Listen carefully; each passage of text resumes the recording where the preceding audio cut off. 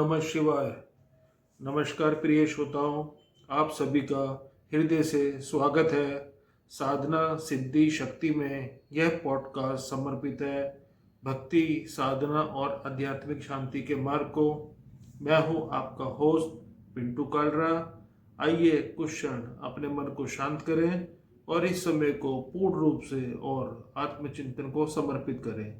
तो चलिए प्रारंभ करते हैं आज का पावन प्रसंग दोस्तों श्री विद्या और शिव के ऊपर है। परम कृपालु शिव के ऊपर है। हे परम कृपालु, हे परम दयालु भगवान महाशिव, आप ही एकमात्र श्री विद्या के दाता हैं एवं भगवती त्रिपुर सुंदरी की षोडशी शक्ति आप ही के ऊपर आरूढ़ होकर समस्त ब्रह्मांड का पोषण करती है। इस ब्रह्मांड में सबसे अधिक पुष्टिवर्धक तत्व क्या है? ब्रह्मांड का सबसे पुष्टिवर्धक तत्व परम गोपनीय षोडशी शक्ति है, अर्थात श्री तत्व है। इसी श्री तत्व को ब्रह्मांड के प्रत्येक ग्रह, तत्व, पिंड, जीव, प्राणी इत्यादि अपनी अपनी श्री विद्या योग्यता अनुसार शिव तत्व अनुसार ग्रहण कर पोषित होते हैं और शोषण से बचते हैं। जो हे महाशिव तेरी शरण में होता है, तेरा उपासक होता है, वही वास्तव में सच्चा शाक्तोपासक होता है, क्योंकि वह सीधे शक्ति के विशुद्ध सत्य को सीधे उधर्व दिशा से ग्रहण करता है। हे आकाश भैरव, तेरा भक्त आकाश मार्ग से श्री विद्या रूपी परम ब्रह्मांडीय विद्युत को ग्रहण करने में सफल होता है। वह अन्य किसी माध्यम से तेरे स्वरूप को ग्रहण नहीं करता। हे आकाश भैरव, तू साक्षात शक्ति तत्व का वाहक है, शक्ति तत्व का रक्षक है, शक्ति तत्व प्रदान करने वाला है। तू परम ब्रह्मांडीय श्री विद्या रूपी शक्ति को बड़ी ही सुगमता के साथ साधक के लघु ब्रह्मांडीय शरीर में संचालित करता रहता है। और जब कभी ब्रह्मांडीय विद्युत की अव्यवस्था तेरे भगत के आसपास एकत्रित हो जाती है तो तू उस अव्यवस्था को जड़ मूल से समाप्त कर देता है। रोग क्या है, शोक क्या है, वियोग क्या है, यह सब मस्तिष्क एवं शरीर में एक प्रकार का परम ब्रह्मांडीय विद्युत असंतुलन है, जिसके फलस्वरूप जातक दारुण कष्ट भोगता है। तब ब्रह्मांडीय विद्युत की शक्ति से भी असंख्य गुना तेजी से आकर हे आकाश भैरव, तू ही एक झटके में उस असंतुलन को खींच लेता है। उस बिगड़ी हुई विद्युत व्यवस्था को अपनी पैनी चोंच से पी लेता है और देखते ही देखते तेरा भगत कष्ट मुक्त हो जाता है, रोग मुक्त हो जाता है, शोक मुक्त हो जाता है। इसके पश्चात तेरे भगत की आंख में सिर्फ करुणा बसती है और उसके नेत्र द्रवित हो उठते हैं। हे पक्षीराज, आपकी उपासना करने वाला सर्वप्रथम दारुणता का अनुभव करता है। दारुणता क्या है? दारुणता एक प्रकार से अनुभूति है, एक विचित्र अनुभूति जिससे वही समझ सकता है जो कि दारुण दर्द की चपेट में हो। दारुण दृश्य देख रहा हो, दारुण स्थिति उसके आसपास निर्मित हो। दारुणता की एक विशेषता है कि उसे कोई बांट नहीं सकता। मेरा दर्द ना बांटे कोई। लोग सहानुभूति जता सकते हैं, लोग मदद कर सकते हैं, लोग चिंतित हो सकते हैं, पर दारुणता बांट नहीं सकते। शिव तेरे भक्त को तो जीवन में एक न एक बार दारुणता देखनी ही पड़ती है, द्रवित होता ही है, पड़ता ही है। हे देवाधिदेव शिव, तुम भी तो दारुण हुआ था आपको जब सती योग अग्नि में भस्म हो गई। तो शिव उनके शव को देख महादारुण अवस्था को प्राप्त हुए। आज शिव का प्रत्येक रूप दारुण हो रहा था। शिव के नेत्र द्रवित हो रहे थे, शिव के जटाओं से पसीना बह रहा था, शिव के रोम रोम से स्वेच झर रहा था, शिव के मुख से हाँ सती का दारुण विलाप निकल रहा था। शिव के पांव लड़खड़ा गए, वे भूमि पर विलाप करते हुए लौटने लगे। समस्त ब्रह्मांड का जगधार आज स्वयं भूमि पर लौट रहा था। सती के वियोग ने उस परम दारुण अवस्था में पहुंचा दिया था। दारुणता इतनी भयानक होती है कि हे देवाधिदेव शिव, आप स्वयं को भूल गए थे। स्वयं पर से नियंत्रण हट गया था। ऐसा लग रहा था मानो शिवाणु जो कि शिव शरीर में मौजूद है आज संपूर्ण रूप से द्रवित होना चाह रहे हैं। सब कुछ पिघल रहा था। वह शिव जो ब्रह्मा और विष्णु का जन्म होता है, जो समस्त ब्रह्मांड का पालनहार है, वही आज प्रत्येक देवी देवता के दरवाजे पर हाथ जोड़कर भिक्षा पात्र फैलाकर दारुण भिक्षा मांग रहा था। सबसे अपनी सती को मांग रहा था। वह अपने स्वरूप को भूल चुका था एवं उनके मन ना मंत्र लग रहा था, ना तंत्र में, ना यंत्र में, ना समाधि में, ना ध्यान में। वह शिव जो तंत्रों का रचयिता है, वह शिव जो तंत्रों की प्रत्येक मंत्र की शपथ है, वह शिव जो महान यंत्रज्ञ है, आज सती के युगाग्नि में भस्म होने के कारण महान दारुण स्थिति में प्राप्त हो रहा है। सब कुछ भूल बैठा है। शायद इसी अवस्था को आदि गुरु शंकराचार्य जी ने भोगा था। उन्हें भी भगंदर का रोग हुआ था, महान दारुण रोग। और इस रोग के चलते आदि गुरु शंकराचार्य जो कि सनातन धर्म के उद्धारक हैं, उन्होंने कामकला विलास लिखा, ब्रह्मोपनिषद लिखा, क्या नहीं किया उन्होंने। पर कह उठे ना तंत्र, ना मंत्र, ना ज्ञान, ना ध्यान, ना पुत्र, ना पत्नी, इत्यादि इत्यादि। केवल शिवोहम शिवोहम। दारुणता बड़ी जटिल कठिन है। शिव का घोर हालाहल दारुणता तोड़कर रख देती है। दारुणता पर हे आकाश भैरव, जब शिव दारुण होते हैं, शक्ति का उपासक दारुण होता है, तब किसी देवी देवता से वह नहीं संभलता। तब श्री विष्णु सुदर्शन चक्र लेकर प्रकट होते हैं और दारुणता के मूल का सर्वनाश कर देते हैं। सती के पार्थिव शरीर पर भगवान विष्णु ने गरुड़ पर सवार होकर अर्थात समस्त आकाश भैरव की मदद से सुदर्शन चक्र के टुकड़े टुकड़े कर डाले। तब जाकर शिव को थोड़ा होश आया और मदहोशी टूटी। जहाँ जहाँ सती का शरीर के अंग गिरे, वहाँ वहाँ शक्तिपीठ बन गए और शिव के कुछ अंश उस पीठ पर दारुणता के कारण विराजमान हो गए। ना शिव दारुण होते, ना शक्तिपीठ बनते। जब शिव दारुण होता है तो सभी कांपते हैं, क्योंकि मूल अगर द्रवित होने लगा तो दृश्य चाहे कैसा भी हो पिघल जाएगा, समय से पूर्व भी मिट जाएगा। काल अकाल महाकाल का फिर क्या महत्व। स्थूल ही नहीं, सूक्ष्म देवीय, परा देवीय, परा ब्रह्मांडीय, सभी दृश्य, सभी पिंड द्रवित हो उठेंगे। बंधन टूट जाएगा, फिर क्या बचेगा। विष्णु को यही चिंता थी कि कहीं स्थिति बदल ना जाए। सृष्टि के क्षण छोटे हैं, प्रलय के क्षण अति सूक्ष्म है, परंतु स्थिति काफ़ी लंबी है। स्थिति पर ही संसार टिका हुआ है। विष्णु स्थिति के नियामक हैं। ब्रह्मा की जरूरत कम समय के लिए है, क्योंकि सृष्टि का कम समय में होती है। रुद्र संहार के नियामक हैं। संहार के क्षण भी सीमित है, परंतु स्थिति इन दोनों की तुलना में असीमित है। अतः विष्णु पर ज़्यादा भार है। विष्णु ने अपने सुदर्शन चक्र का ऋण चुकाया। विष्णु जी थक गए थे असुरों से युद्ध करते करते।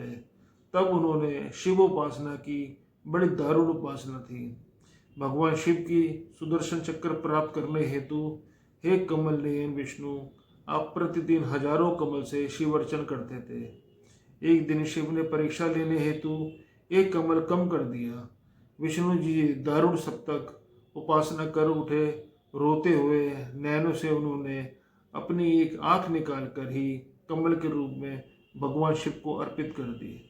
शिव प्रसन्न हो उठे, बोल उठे, हे परम कृपालु, हे परम दयालु, तू ही एकमात्र ऐसा देवता है, हे आकाश भैरव, जो कि दारुण भक्त पर सर्वस्व लुटाने को तैयार रहता है। आज भगवान शिव श्री सुदर्शन महाचक्र के आवरण में सदा दारुणता से मुक्त रहते हैं। उन्हें मालूम है कि इस महादुष्ट सुदर्शन चक्र के बाहर दारुणता का महासागर है। दारुणता से बचने का एकमात्र उपाय है भगवान शिव द्वारा प्रदत्त श्री सुदर्शन महाचक्र के आवरण में सदैव बने रहना। इसलिए योगी जन, ऋषि जन, मुनि जन श्री विष्णु की उपासना करते हैं, बैंकुट लोक में स्थान प्राप्त करना चाहते हैं, क्योंकि वे जानते हैं श्री विद्या लोक, बैकुंठ लोक, शिवलोक कुछ ऐसे चुने लोक हैं जो कि महासुदर्शन चक्र या उससे भी परे शिव अस्त्रों अर्थात सर्वेशव अस्त्रों से युक्त हैं, जहाँ पर दारुणता कभी नहीं पहुँच सकती। अध्यात्म के क्षेत्र में चाहे कोई भी क्यों ना हो, उसे एक न एक बार दारुणता का अनुभव करना पड़ता है। जब पिघलता है कुछ अंदर से तो क्या होता है यह उसकी समझ में आ जाता है। इसलिए हे आकाश भैरव, तेरे पारद विग्रह का पूजन किया जाता है, क्योंकि पारद इतना पिघला हुआ कौन है। ब्रह्मा द्रवित हो उठे, चिंगाड़ मार मार कर रो रहे थे, फूट फूट कर रो रहे थे। उनकी महान द्रवित दारुण अवस्था को देख हे भगवती त्रिपुर सुंदरी, तुमसे रहा नहीं गया और तू उन्हें जीवन निर्मित करने के सूक्ष्म सूत्र दे बैठी। जब जब विष्णु अवतार होता है, शिव साथ साथ चलते हैं, क्योंकि पता नहीं कब उनका राजकुमार श्री विष्णु दारुण अवस्था को प्राप्त हो जाए और बिखरने लगे, पीड़ा से कराने लगे, भूमि पर लौट जाए, स्वयं को बुलाकर सबके सामने दरिद्रों की भांति कुछ मांगने लगे। ऐसा हुआ है। ऐसी खतरनाक स्थिति, विचित्र स्थिति विष्णु अवतारों के साथ हमेशा आई है।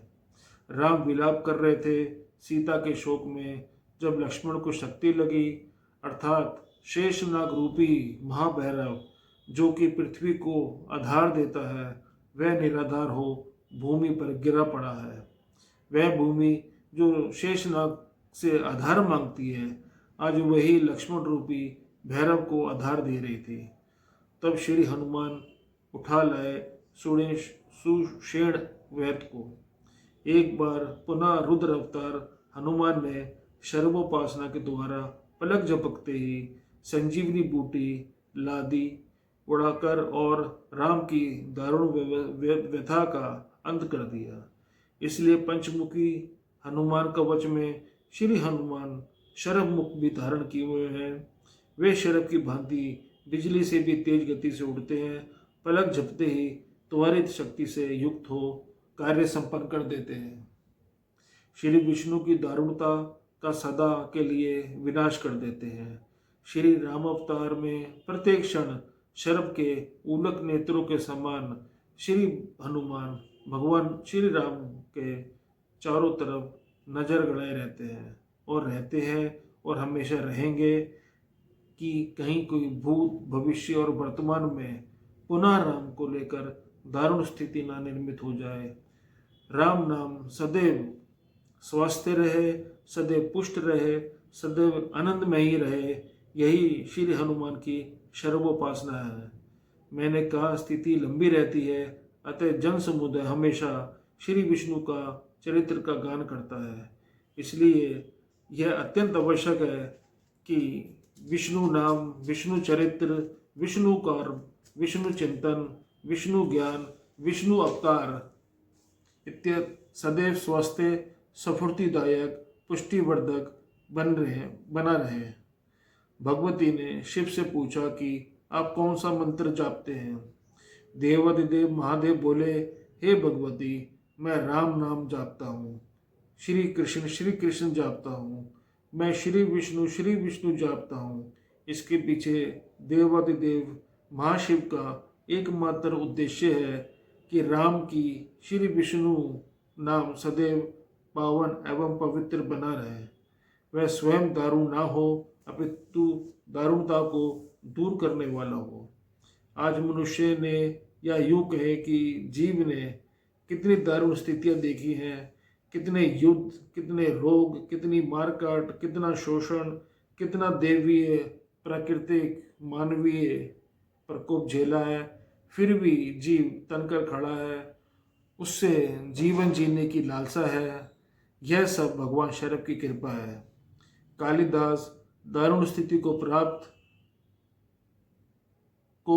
प्राप्त नहीं करते तो वह कभी महान कवि नहीं बन पाते। तुलसीदास दारुण अवस्था को प्राप्त नहीं होते तो तुलसीदास रामचरित्र रचित रामायण का निर्माण नहीं हो पाता। श्री हनुमान चालीसा आम जनता को नहीं मिल पाती। कालिदास एवं तुलसीदास को उनकी पत्नियों ने दारुण अवस्था में पहुंचा दिया। एक ऐसा दर्द जिसने इन दोनों को नवीन जन्म प्रदान कर दिए। ये चार हाथ वाले से मांगने पर मजबूर हो गए, क्योंकि कोई दो हाथ वाला किसी के दारुण दर्द का निवारण नहीं कर सकता।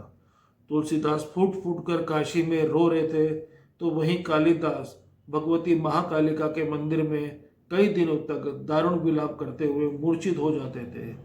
तुलसीदास जी के हाथ में असीम दारुण पीड़ा हो रही थी, और इसी दारुण पीड़ा के चलते उनके अंदर से श्री शरभ फूट पड़े और श्री हनुमान चालीसा का निर्माण हो गया। तब हनुमान जी ने अपनी पूंछ से झाड़कर एक क्षण में ही तुलसीदास के हाथ की पीड़ा सदैव के लिए हर ली। हे पक्षी राज आकाश भैरव, तुम अपने दिव्य पंखों से परम करुणामयी वायु को प्रकट कर और मुझ जातक की समस्त दारुण व्यवस्थाओं को हर ले। तेरे शीतल पंख अद्भुत हैं। हे पंखेश्वर, जो तेरी उपासना करता है तू वह देवीय पंख वायु प्रदान करता है, जिससे कि उसके जन्म जन्मांतर की दारुण पीड़ा सदा के लिए हर जाती है।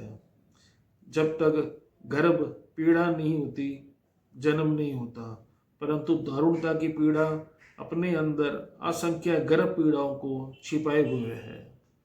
हे हवा के खिलाड़ी, आकाश मार्ग के रखवाले, तू हवा कर दे मेरे सभी दारुण रोगों को, मेरी सभी दारुण मानसिक स्थितियों की, मेरे सभी दारुण विलापों को तुझे हवा करना ही होगा। तुझे इन सबको हवा में विलीन करना ही होगा। जो हवा में मिल गया वो पिघल गया, वह अस्तित्वहीन हो गया। हवा करना कोई आपसे सीखे। कल तक जो दारुण स्थिति का कारण बने हुए थे, आज वही तेरी कृपा से हवा हो गई है। तो दोस्तों, कितनी उच्च कोटि की सब बातें लिखी हैं। ये तो मैं आपको एक पाठ को, मतलब कि इसका जो बताना ही एक तरह से समझो कि एक तरह से पूजा है। इस पूजा में भगवान शिव हैं, भगवान पक्षीराज हैं, विष्णु हैं और श्री विद्या है। ये इतना उच्च कोटि का ये वर्णन है कि दोस्तों पढ़ते पढ़ते खुद मेरे रोंगटे खड़े हो गए। और हर आदमी को इसी तरीके से अपने इष्ट के सामने अपनी बात रखने की कोशिश करनी चाहिए। तो आज के एपिसोड को हम यहीं विराम करते हैं। अगले एपिसोड में फिर आपसे मिलूँगा। यदि यह पॉडकास्ट आपको मन को शांति दे रहा है तो अपने प्रियजनों के साथ साझा करें। अगले एपिसोड में फिर मिलेंगे एक नए विषय के साथ। तब तक साधना में बने रहें। ओम नमः शिवाय। हर हर महादेव।